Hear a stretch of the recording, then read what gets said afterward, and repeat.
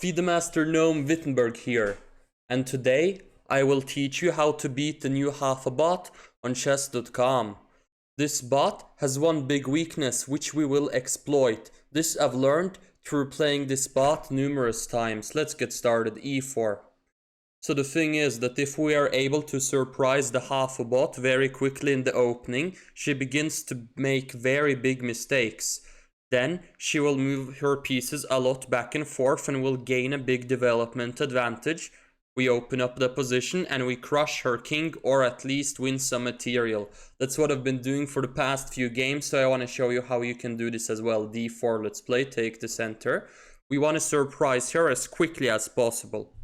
Okay, knight c3, so far we can go into the main line. It's preferable if by move 4 or 5 we have surprised her. And here I can go for this new weapon with queen g4. Actually, black has easy equality objectively, but I have my strong doubts that she knows the theory here. And this is the entire point, that if you surprise the bot, it's going to make a lot of mistakes. Okay, pawn takes e4, this is one of the theoretical moves here as far as I remember. I think you can go bishop g5 though. Maybe not. Yeah, so some while ago, like half a year ago, I was studying this queen g4 line move 4 extensively. It doesn't give any advantage, but it's an interesting practical shot. Perhaps knight e2 is what they play, develop a knight and defend the pawn on d4.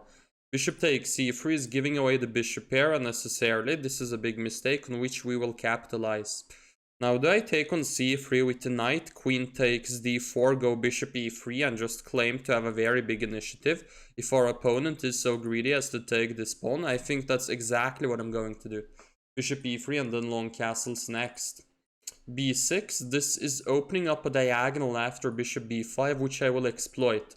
So this is what I'm talking about. I'm going to be able to go, this is what I'm saying, yeah, a5, and now I'm able to develop a huge advantage in development, guys, which I will exploit in the following manner. Bishop b5 first, and then I'll try to push d5 at the appropriate point. The question is the point already now? Let's calculate. d5, pawn takes, knight takes, d5, knight takes, d5, perhaps not yet, and we can start with some bishop g5 idea. And then d5 is going to be very nasty when it first arrives. Yes, d5. Already e3 is a very desperate move, giving away a pawn. I think I'll even ignore that and try to go for the kill with d5 as promised. e2, trying to survive. I think I can be so creative as to go pawn takes c6 and claim that I can play like Michael Toll.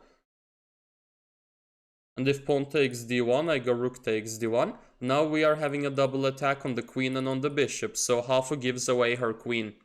Do I take with the knight or with the king? I guess both work. A bishop a6, okay, I can just take here and then take on f6, and it's already game over. This is how simple our game strategy was. We played one strange move in the opening, confused Hafu. Hafu starts playing bad moves. Now there has to be a checkmate here somewhere.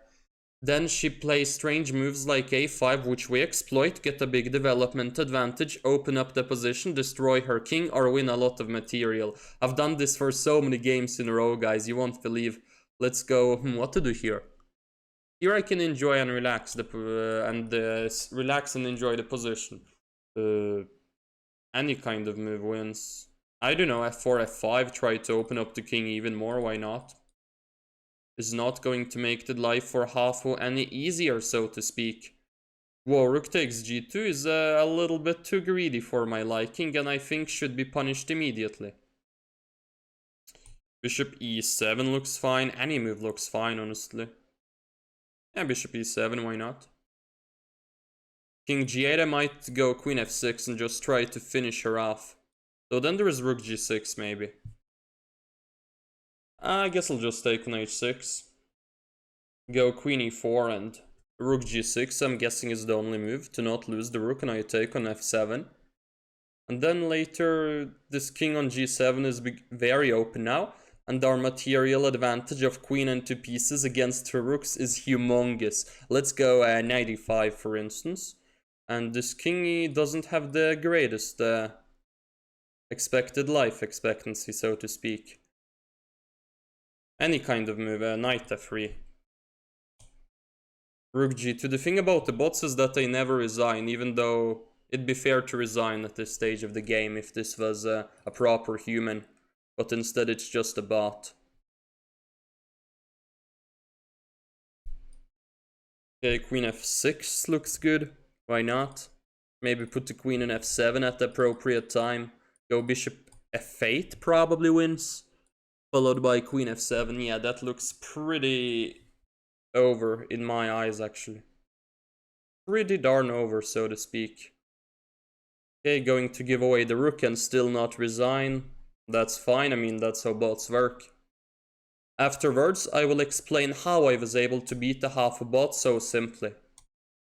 Utilizing one strategy I discovered was the strongest way to play against her by playing against her very many times. I don't know the magnitude, but at least 20, at least. And now, where's the checkmate?